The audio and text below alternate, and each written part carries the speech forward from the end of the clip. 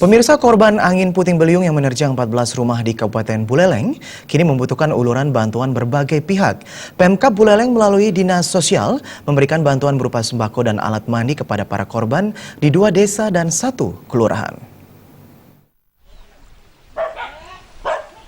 Kepala Bagian Humas dan Protokol Pemkab Buleleng Made Supartawan mengatakan penyerahan bantuan merupakan hasil koordinasi tindak lanjut bencana alam yang terjadi di beberapa wilayah di Kabupaten Buleleng, yakni Pamaron, Panji, dan Kelurahan Sukasada. Sesuai dengan hasil koordinasi, Dinas Sosial bersama BPBD langsung turun ke lokasi guna memberikan bantuan berupa sembako dan juga kebutuhan sehari-hari lainnya. Supartawan juga menambahkan koordinasi juga dilakukan dengan aparatur pemerintah di tingkat bawah, yakni kepala desa atau lurah maupun camat, untuk mengecek dan mendata para warga yang terkena korban bencana alam.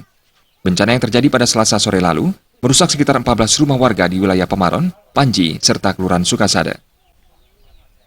Dengan kejadian bencana alam yang menimpa beberapa wilayah di Kabupaten Buleleng kemarin, di kejadian sekitar pukul 16.30 WITA, jadi kami atas petunjuk pimpinan, kami berkoordinasi dengan instansi terkait, dengan ada sosial, dengan badan bencana, hari ini turun langsung mengecek ke lapangan, dan koordinasi dengan tingkat bawah, itu dari tingkat desa, kelurahan, kecamatan, untuk segera mengambil langkah mengecek langsung ke lapangan dan mendata, sehingga dari data-data tersebut kita bisa mengambil langkah-langkah selanjutnya tentang bantuan dan stimulan apa yang bisa diberikan.